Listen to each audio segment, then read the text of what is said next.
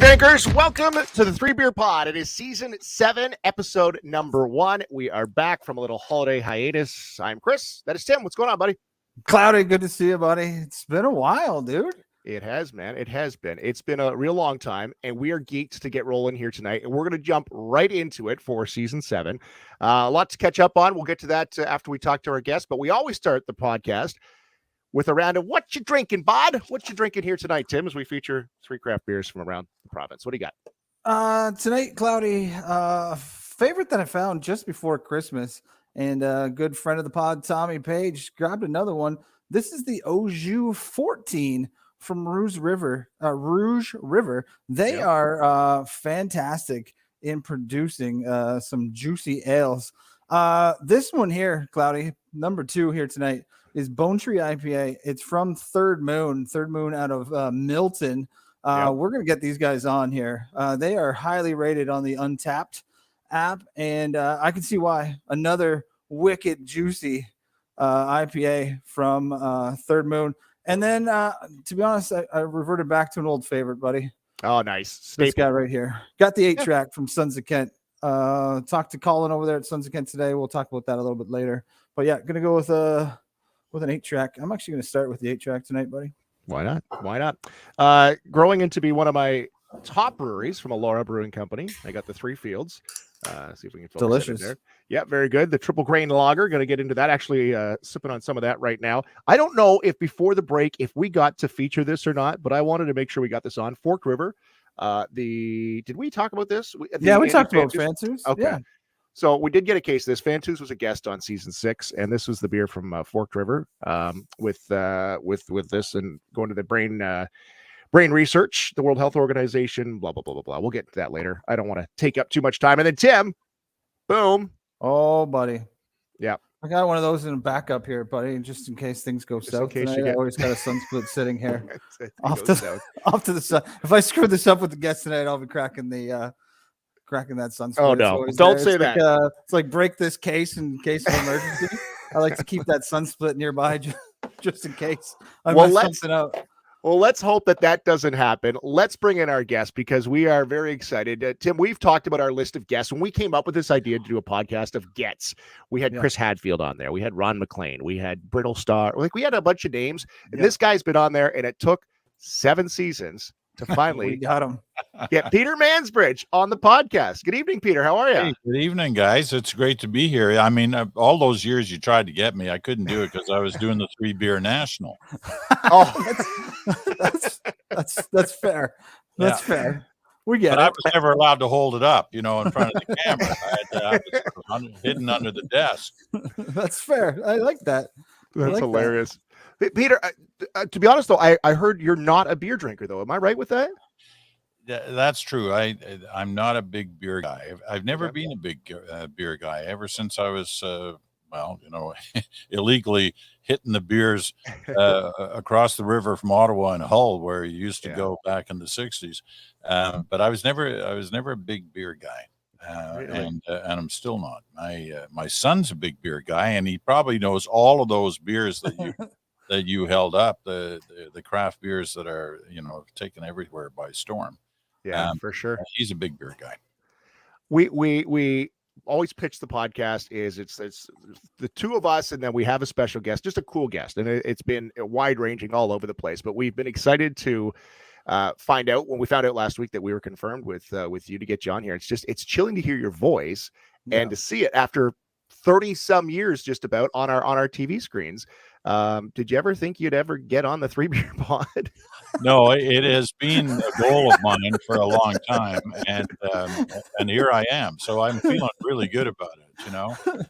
It was one of the things I aspired to be able to get to. Here I am. Here you are. I have had the opportunity to talk to you in the past. You were coming to town to do a speaking engagement, and we talked to you on the radio. And I know this story, but I always thought it was very interesting how you got into broadcasting, because it was never really where you had planned to go. It kind of happened by accident, right? It definitely happened by accident. I was 19 years old working in Churchill, Manitoba. This would be 1968. And, I hadn't to put it mildly, I hadn't exactly had a successful, school time. I didn't finish high school, never got to university, and I was working for a small airline in Churchill, basically, for the most part, loading bags on planes, that kind of stuff. And one day somebody asked me to announce the flight over the PA system in the terminal building, such as it was. I mean, it was Churchill. The terminal building was like your garage at home, right? Yeah. Anyway, I announced it, and there was a fella in the terminal building who came rushing over and said, "Hey, you've got a great voice. Have you ever thought about being in radio?" And I sort of laughed at him and said, "No." And he said, "Hey, I'm the manager at the little local CBC radio station here, and I can't get anybody to work the late night shift. I've tried everybody. Nobody's interested. Would you be interested?" And I said, "Yeah, sure, of course." And so I worked during days at the Transair, and then at night I worked at the CBC, and that's how I started. That's crazy. That's such a wild story. It's really amazing. Honestly, it's as I started to, I downloaded the audiobook Off the Record, obviously by Peter Mansbridge. And it was like one of those things where I thought I would just like skip ahead, jump around here, listen to the stories. But I couldn't do it because the meandering path of the start that you take us through on how you got to where you're going. I was like, I got to listen to this thing in order. So obviously I haven't been through the whole thing yet. One thing I will thank you for is thank you for narrating your own book, because it's you telling your stories. And that's the part that I love. When did you start writing this book? When did you think you would write a book like this? And did you have any fear that people wouldn't like your life story? Like, because you kind of just lay it out there and it's like, oh, I just wrote all these stories of my life. Was there ever a fear that people would be like, oh, nice stories, Peter? Yeah, I never really wanted to write they Simon & Schuster call it a memoir. I never really wanted to write a memoir. I'd written a book about 10 years ago on some of the famous people I'd interviewed. And then 2 years ago, I wrote with my friend Mark Bulgage a book called Extraordinary Canadians, which was a bestseller. It was about other people. And then Simon & Schuster said, "Come on, you got to tell your story." And so they convinced me that I would. But I made a condition. I said, the only way I'll do this is if I could just, tell anecdotes, stories of different things that happened in my career. And the stories I'm going to tell are the ones that I've found that my friends and family like to listen to, when they ask me, well, what was it really like to interview, say, Barack Obama? What actually happened in the White House when you were there? In other words, to tell the story behind the story, not what happened on the air, but what didn't happen on the air, the kind of stuff that was going on behind the scenes. So those are the kind of stories in Off the Record, as well as my thoughts about the state of journalism and, the state of Canada. But that's the way, I said, okay, I'll do this. And I wrote it in the summer of 2020. Yeah. Right into the pandemic then. During the pandemic. Yeah. My other book was out, Extraordinary Canadians, was out at that time. And so I'd go and sit in the backyard at 5 o'clock in the morning and start writing anecdotes. And I did that for about 4 or 5 months. And that was basically the book. Then you go through the long editing process with the editors at the publishing firm, and away you go. Off the Record is the name of the book. Came out in October, just before Christmas. Tim, you had the audiobook. I've got.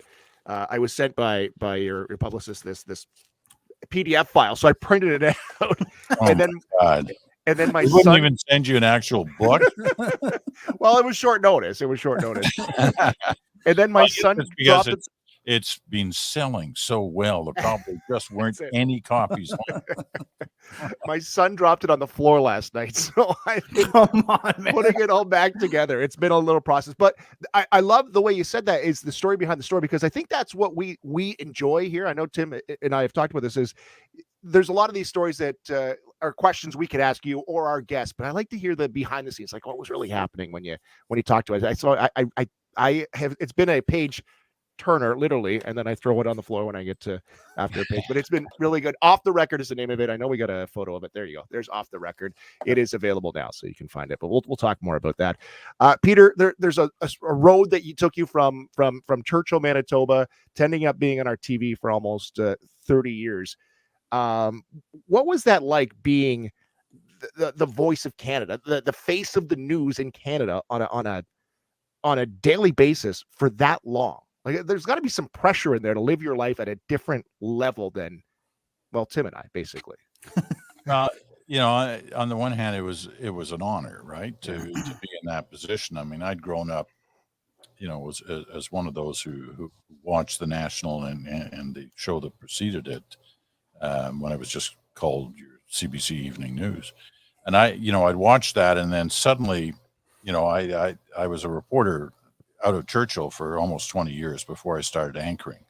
So the 30 years of anchoring followed 20 years of reporting. But when that first night, sitting there in the chair, I mean, I was convinced that anybody watching would have seen, my heart pounding my jacket, because I was really nervous. I felt the weight of the history and tradition and all that CBC News on my shoulders. But I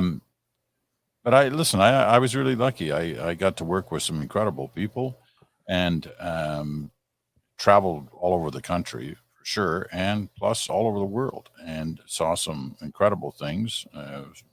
Some things that I wish I'd never seen, that were difficult, but nevertheless, I saw the world and I saw the country.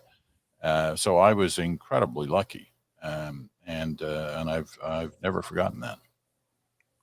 Tim, you got something there? Yeah, for sure. All the years on the National, and I'm amazed at what other people's lives look like. Mine's a pretty straightforward 9 to 5 kind of gig. What does a day in the life of the National anchor look like? Can you take us through what those days look like, and then maybe compare them to what your day looks like now, Peter? Right.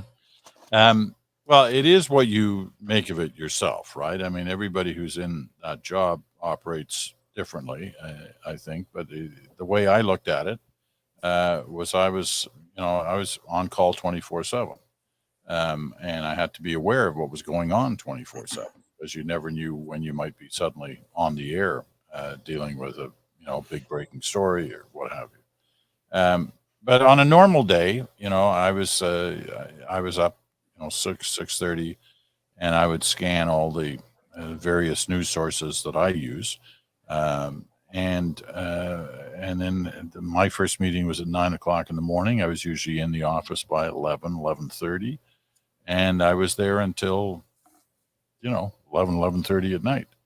So that was the normal routine. That was the normal run of things, and I was totally fixated on the news business. Today, it's been almost 5 years since I retired from the National, but it's not like I'm sitting on the front porch in a rocking chair. I've been writing books. I give speeches. I sit on a number of boards.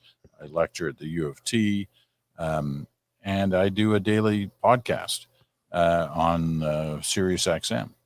And it goes out across the Sirius XM network, but it also gets put out as a podcast every day, and it does extremely well. And that's fun, and that keeps me motivated. And that I deal with first thing in the morning when I get up. I usually have that recorded by 8 or 9 o'clock in the morning. Wow. The rest of the day, I'm dealing with whatever I'm dealing with, or I'm just doing nothing, which is a nice luxury you have when you're 73 and you've got all this stuff behind you. Love it. It's such an interesting story. Like, you obviously you deserve the break right now, because you've all the work you've been doing, and you're still doing with the Bridge is the name of the podcast, by the way, the daily podcast, which you can find. Wanted to ask you about the biggest story, which is, anybody interviews Peter Mansbridge, they'll say, what was the biggest story you ever covered? Because there was, you said, almost 50 years of stories that you covered, but what was the one story, maybe not the biggest on the news wheel, but the biggest to you, that you were like, man, that was just a story I was happy to cover?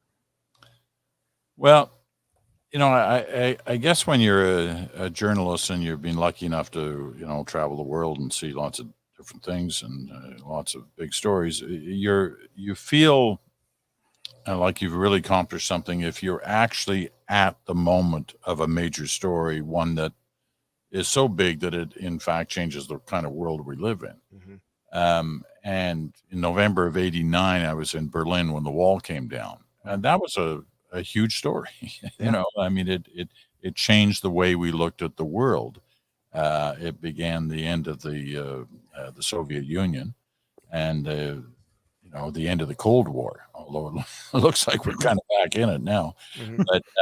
but that's the way that night seemed. You realized you were at a moment that was changing history. But other stories that had the human touch to them. I mean, 9/11 was a huge story. Obviously, a lot of the big political conventions and election nights were all huge for me. But I also think back to the summer of 1979 when I was a correspondent and I was covering the exodus of what we knew then as the boat people leaving Vietnam. And you meet these people who had risked everything they had to try and get out of Vietnam and try to find a home somewhere in the world that would take them in and give opportunity and hope for their kids. And being able to tell those stories made you realize the power of the media used properly. In telling a story like that, it had a huge influence around the world. I mean, there were lots of journalists from different countries all over the world there, but the stories they told and the pictures they showed influenced people all over the world to do something about this situation. And as in Canada, we brought in over 100,000 boat people, all of whom have made a significant difference to our country. So those stories like that, and there have been lots of them, where you see the power of the medium we work in, and what it can do when it's doing good, and it makes you feel better as a journalist that you told a story that needed telling, and that there were consequences to the telling of it. How the media works quite often, and you like to get that scoop. You like to be the first one there. You like to have that story. Was there a rivalry between you and Lloyd Robertson? Would you ever call him and just be like, gotcha on that one? Or was it, because it could go two ways. Either it was like a hard rivalry or it was like, let's grab a drink afterwards. Like what was that relationship like? Well, it's funny, Lloyd and I have worked alongside each other for 50 years. Right. The first time I worked with Lloyd was in 1970 when he was at CBC. And he was the anchor of CBC Radio, and I was just a struggling new young, CBC Radio reporter. And that's when I first met Lloyd. And then we kept working together, both in radio and then in television. He was the anchor of the National for a while before he left to go to CTV to make a lot more money. And in doing so, made us all richer because salaries went up as a result of that. But the other funny thing about Lloyd and the reason we're lifelong friends is Lloyd was born and raised here in this town that I'm in right now in Stratford, Ontario. That's right, this is where he first started working. I didn't come to Stratford until 2002 because my wife was working at the festival here. She's an actor and does extremely well on stage, But so here we are.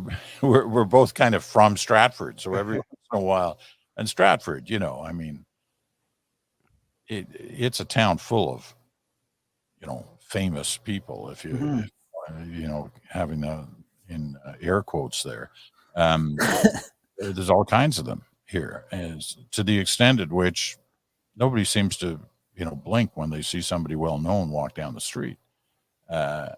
Justin Bieber is from here. Yeah. And lots of great actors and writers and singers. I mean, they live here. And so we're kind of used to that. And Lloyd and I are just a couple of, bumpkins who also have ties to Stratford. Now I just picture Peter cutting his grass and looking over at Lloyd, and Lloyd going, I got to start mine now. And see, the rivalry continues. Right. Tim, what did you have, buddy? No, it's all good. You just said something previous to that about the media being used properly. And you mentioned in the book, or you alluded to, you talking a little bit about the state of journalism in the book. Can you just give us a preview? Like, what is your take on the state of how media is used now? We get things like fake news thrown at us all the time. Where do you think we're at right now, Peter? And where do you think this is heading? Well, we're in a challenging moment in terms of the media and the state of journalism. The landscape has changed obviously considerably in the 50 years since I started. We now live in a world that's got literally dozens of different whether they're news channels or main news networks or social media. There's so many different ways that you can get your information. And unfortunately, there are so many different ways that you can get information that's crap, that just, it's not real. It is fake for one reason or another. And the problem with that, as you guys can appreciate, is that the more there is of that, the more everybody gets tainted with the same brush. And the challenge becomes trying to make your audience aware that what you're dealing with is the truth. Right. Because in terms of journalism, that's the only thing that matters, is the truth. And if the people don't trust you, if you don't have the credibility from your viewers or listeners or readers, then you got nothing. And everything becomes challenging in terms of how well the media can be used and will be used in the future. So there's a certain need right now, especially for the mainstream media, to be more transparent about the way they do their work, how they determine what's news and what isn't news, and some of the things they do in their journalism to ensure that people remain, that your viewers, your audience, believes in what you're saying. And because if they don't, we're toast. Mm-hmm. Peter Mansbridge is our guest here, season 7, episode number 1. We're so happy to have you here. The book Off the Record, which is out right now, we've mentioned that a couple times. In the foreword, you mentioned that you've interviewed 11 of the 23 prime ministers, and that was the first note I wrote down because I'm like, that is a pretty wild stat. 11 of the 23 prime ministers. When you look back at that, which prime minister stood out that you were like, I would talk to this person anytime? Which interaction was? You don't get to be prime minister unless you've got some pretty, good qualities, and that you're impressive on a number of different levels. And I can say that of all our prime ministers, that at least the ones I've dealt with, that they were all impressive in a way. Some, more so than others, and that. When the first prime minister that I really was involved in doing high-level interviews was Pierre Trudeau. Wow. And because I was relatively young when I was interviewing him, and inexperienced, it wasn't, for the most part, it wasn't much of a contest. He kind of beat me up regularly in high-level interviews. I had a couple of good ones with him, but for the most part, it was tough. And then it progressed all through. Well, Mulroney it was always a challenge, and he had his difficulties, but he was a pretty sharp guy. And if you got him at the right time, you get a really good interview.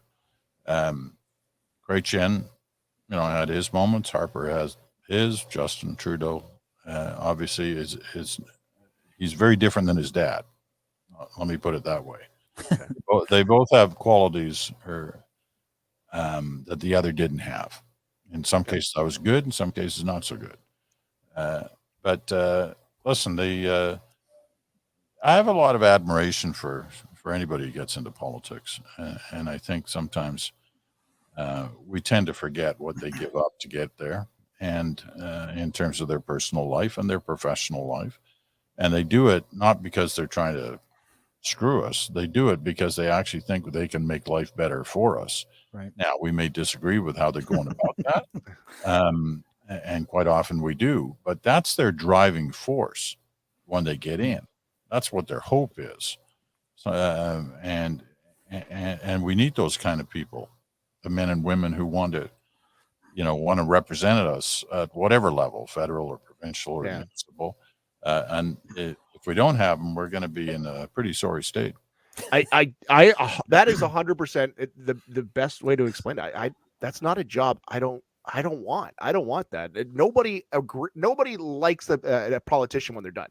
So everybody hates him by the end of it, and it's like they loved him for like 2 years ago. Now he's the word, and you like him or not, you agree with what he's saying. But man, oh man, the work that they give up, or the things that they give up to do that.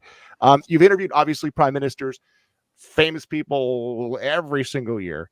If we went through your cell phone right now, who is the most famous person that we could text?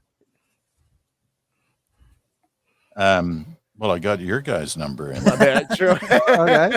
Second famous. Listen, I never gave up my Rolodex, so I have a lot of numbers and a lot of names from a lot of different fields, whether it's politics or the entertainment field or sports. Like Bobby Orr is a friend of mine. Nice. And you talk to these people over time, and in some cases they become friends, and you connect with them every once in a while. So I like to do that with some of these people, and obviously I still am able to reach out and talk to them as a result of the podcast that I do.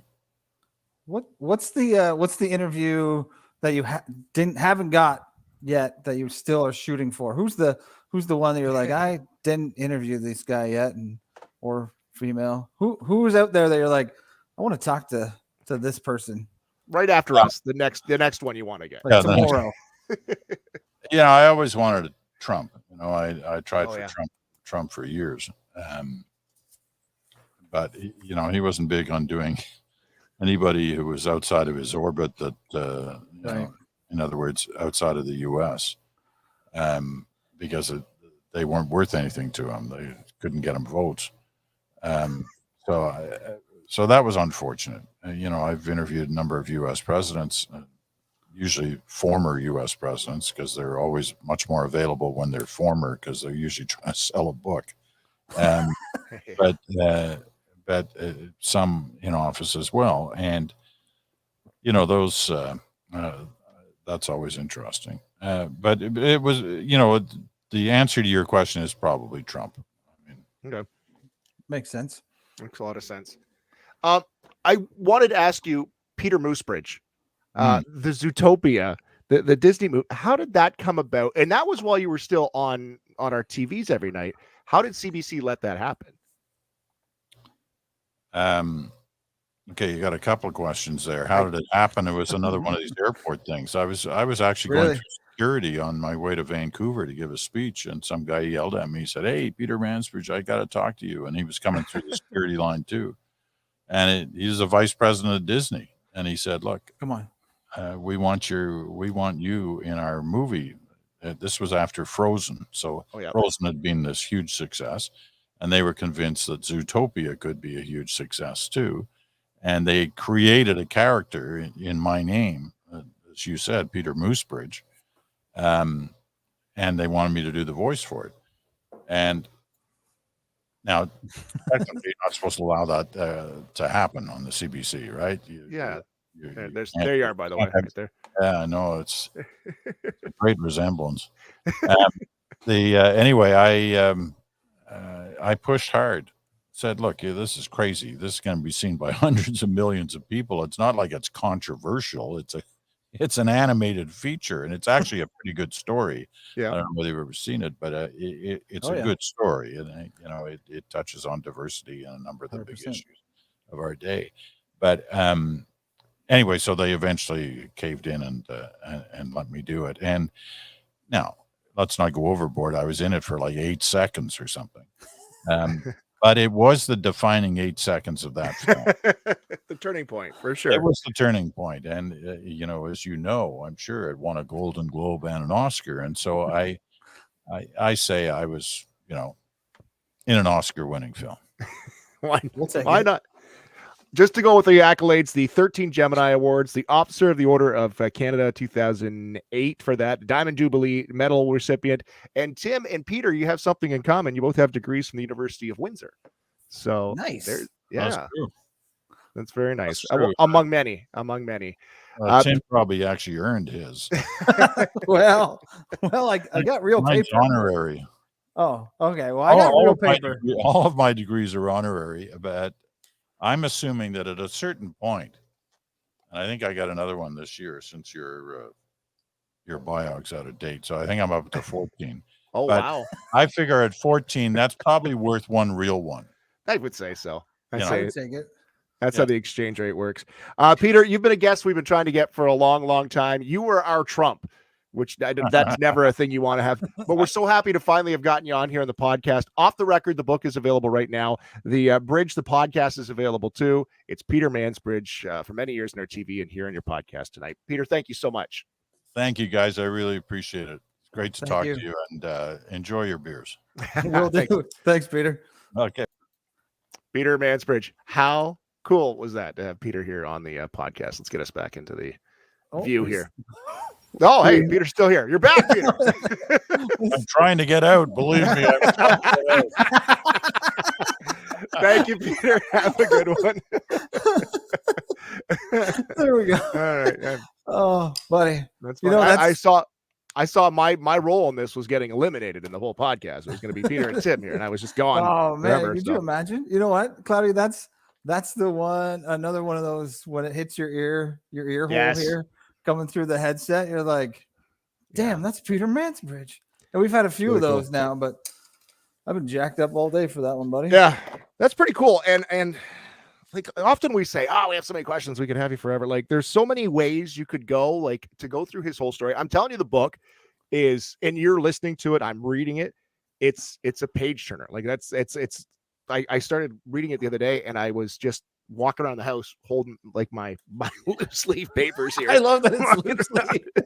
Love you got loose leaf paper. Yeah, man. I downloaded it on Audible, and then I couldn't stop listening to it. Mm-hmm. But then I was like, I want to do it justice too. Like I was, cooking supper, listening to it. I'm like, no, man, I actually want to sit down and listen to these stories because this legit, really good, man. Yeah, and he narrated. Remember when we asked Hadfield if he was going to read his own book, and he's like, no, somebody else can read it. And I get it. It wasn't like the story of Chris Hadfield, but when I was so pumped when he was narrating his own book, I was like, this is sweet.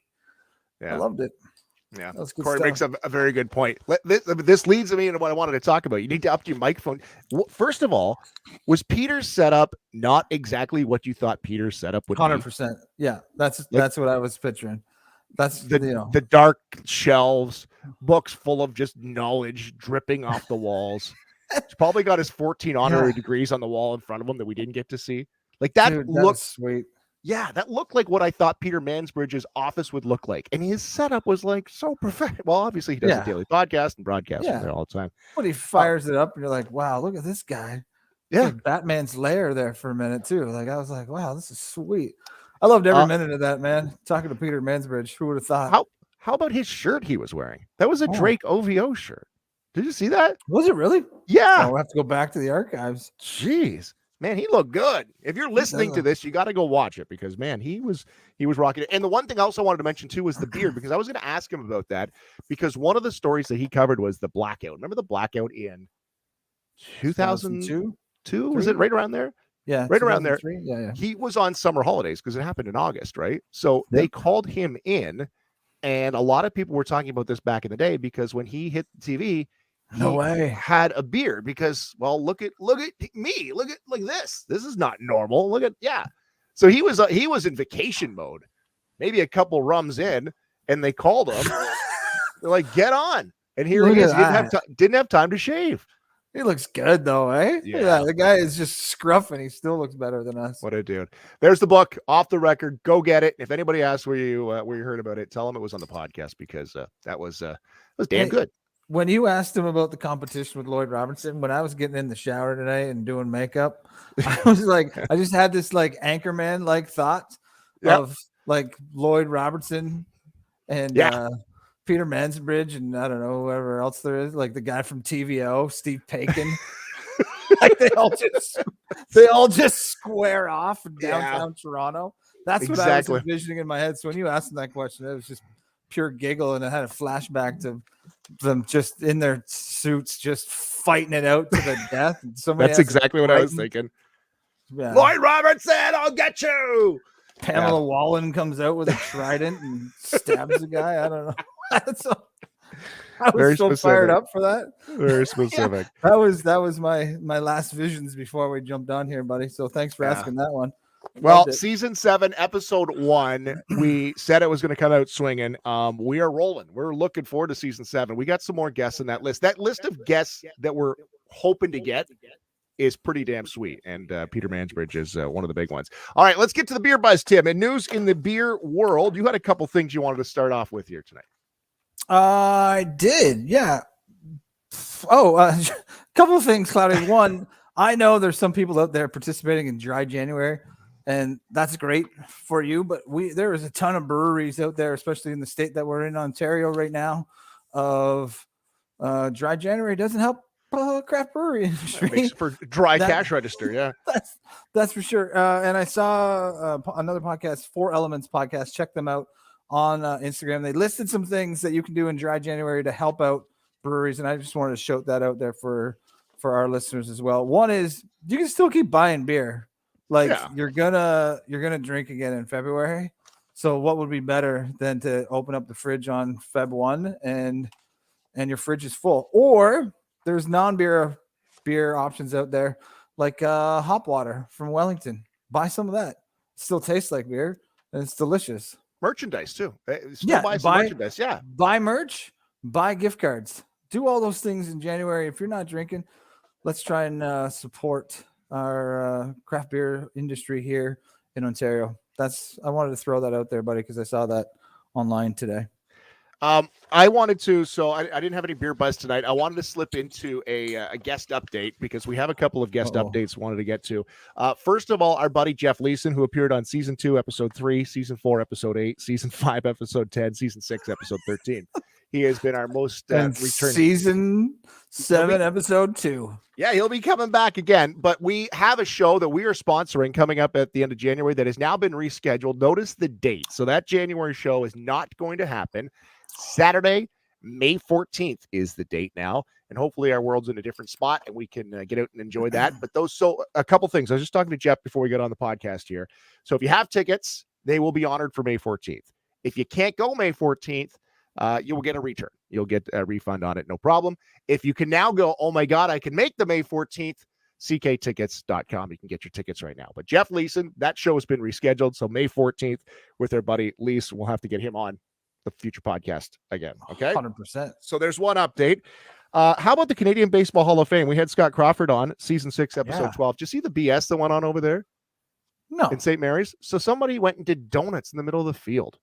So they got some snow up that way. Yeah. Somebody ripped around the middle of the field and pretty messy. So it was Friday into Saturday. So now they've opened up. They're trying to raise some money. So let's be honest. The Canadian Baseball Hall of Fame doesn't make a whole heck of a lot of money, right? Like, rely on donors. Donors. So this person, whomever it was, a bunch of dummies, they said, doing about 10, 15, 25 donuts in the middle of the field. Come on, man. The damage is extensive. Half the outfield. It's a pretty sweet field. The King Field is a beautiful field in the heart of St. Mary's, and it's going to cost some money. So they've set up a fund to repair the fields. So if you go to the Canadian Baseball Hall of Fame, Google it, you'll find it, and you can donate if you'd like to do that. But Scott was a great guest. We'll have to get him on again before the season. Yeah, 100%. He's got to be on before spring training. Let's get him on before spring training because he was awesome. The guy was a baseball encyclopedia of everything. Good dude. Hal Johnson, former guest, Body Break from season 3, episode 4. Did you see what he's doing? Other than making fun of my physique, no. So Jerry D started this last week. Jerry Yeah, D's one of our must-have guests. So Jerry D threw out there when teachers are doing their Zoom classes and whatever, said, hey, teachers, send me a link and I'll hop on as many as I can. And he did a bunch. So Hal Johnson said the same thing, is let me do it. Yeah, that's awesome. Yeah, so he posted this on, what was that, Saturday, Sunday? DM me your link, and today and tomorrow, Tuesday and Wednesday, he was going to jump on and give the kids a body break.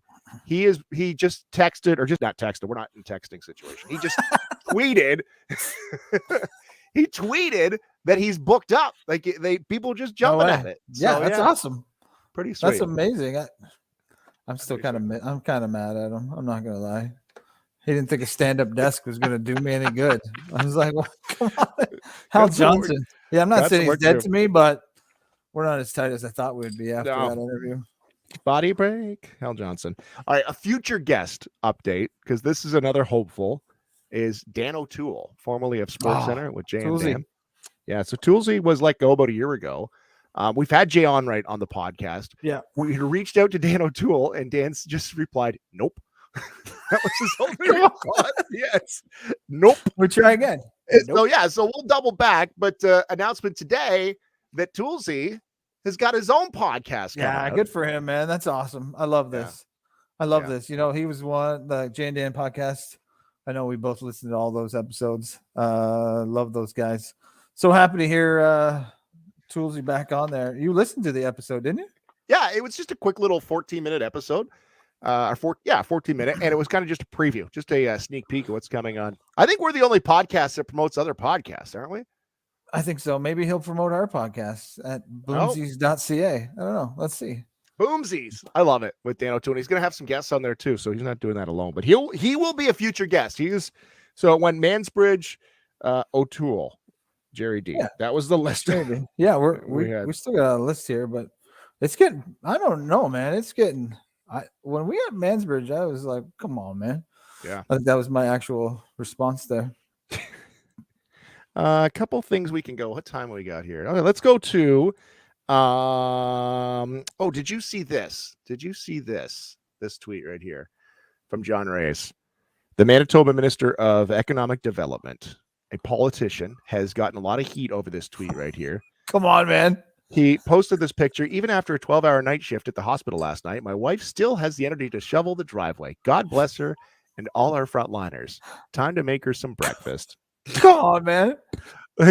So he's sitting in the warmth of the house, and there's a picture of his wife shoveling. I don't know a lot about John Reyes, but if he is an able-bodied human, I would suggest he gets out and shovels next time. Sadly, and there's been no reason why. Both of his knees have been broken. I don't know how that happened, but I don't know what happened there. This was picked up by TMZ. TMZ picked this up. Was it really? Yeah. In his Wikipedia, I was digging around. That's not a good look. His Wikipedia says he's the Manitoba Minister of Economic Development. He's done this, blah, blah, blah, blah. And then there's a line in there. He is unable to shovel snow and makes his wife shovel after 12-hour shifts while he takes pictures. Right on his Wikipedia. Yeah. That's amazing. I love those guys that jump on the Wikipedia and get edited right away. That's fantastic. The follow-ups, if you can find this tweet, John Reyes 204, if you can go find that tweet and some of the responses, some guy responded with, my wife is a hero as well. She just finished a 12-hour shift and now she's changing the crankcase on the car, blah, blah, blah, blah, blah. Her hands are so greasy. It went on and on and on. She's going to work a double shift here. Her hands look like this, and it was all shriveled up, dirty hands. Yep. And so my hands can look like this, and it was on a game controller. So John Reyes, buddy. What a dick. There's our old buddy for tonight. Buddy. All right. We wanted to talk about the Marketplace Finds of the Week. Yeah. Marketplace, which is a subsidiary of Adventures in Auctioning. Right. Which I've had some bad luck in auctions lately. I don't want to brag about my auctions right now, Claddy. I had a bad purchase. I heard. I bought an air purifier and it didn't work. It does not even turn on. It's a downfall in auctioning. So I backed off, little gun shy on the auctioning, but I have been on Marketplace hitting it hard. Bought a street sign. Hello. Like a checkerboard. Gonna make a checkerboard out of it. Doing little arts and crafts. I think I didn't want to put this one on the Facebook here because I didn't want us to get like R-rated thing going on here. But do this just for your own entertainment value. Go on Marketplace, go charcuterie board in Chatham, Kent. Just check out that find. It's a hot tip of charcuterie boards on Marketplace. Check it out. The first one that pops up, it's got to be there. The second find that I had is a real gem, and I have been fighting the urge to buy this one myself. It is a full brewing system that's on there. It's the Sabco Brew Magic, and it is like turnkey operation on there. It was able to help Red Barn get started with their system, but it's a homebrew system, man. So I know a lot of people have taken up homebrewing. A lot of people are trying to find a new hobby. What you want to do is check out Sabco Brew Magic. It's a steal. Tell them we sent you. But it's an awesome system. So if you're looking to get into homebrewing, but you're not looking just to dip your toes into it, you want to like dive right in. Yep. That's the system to get right there. I've changed my mind on it a few times, so I'm still looking. It's in my saved. Check it out. Okay. But did you see the charcuterie board? I can't get it to work. Oh, what am I looking at here? Charcuterie board. I can't. I don't want it. I don't want to get. Okay. I don't want to get Facebook blocking us because of us putting up at home while you're sitting there right now. Charcuterie boards in Chatham. Check it out. Good laughs. I'm gonna have to do that post show. Those are my Facebook Marketplace finds of the week. Marketplace finds of the week. Hey, I wanted to do a quick adventures and auctioning because I hadn't been able to update this yet. So our Weird Name Hall of Fame, the founder of this has been back from season 6. I haven't been able to highlight this. So back in the Weird Name Hall of Fame, we got guys like Dick Shiner. We have got Dick Sizzler here. Right. Yes. How about this guy, Champ Summers? Oh, what a story behind Champ Summers. But their whole reason that we came up with the Weird Name Hall of Fame was because of this guy who popped up on our radar, Dit Clapper, formerly of the Boston Bruins. Yeah. That's awesome. You know what I love about Dit? It's his solid part. Oh, hard part. That's an interesting placement for the part, and it's hard. Yep. Anyways, Dit Clapper. So Dit Clapper was the background of the Weird Name Hall of Fame. And let me pop up here. Ladies and gentlemen, Dit Clapper hockey card. That's amazing. That I found at auction. You're not going to get a good look at it. There you go. But that's it. That's Dit Clapper. It's a reprint. Obviously, it's not worth a whole heck of a lot. Is Dit Clapper still alive? Because I think that needs to get signed. He's dead. He was born 1907. He's dead. I don't want to break into those guys that are holding out there. Yeah, he's dead. We're gonna put him aside. Rest in peace. Which, hey, let's lead us into the next game and our last little wrap up here on the podcast. Let's play the net worth game. Okay, this is a new game that we're bringing to the podcast. It's net worth game, and we have 3 celebrities that have passed away here in the last few weeks. Let's play the net worth game. Oh, okay. We're doing people that died.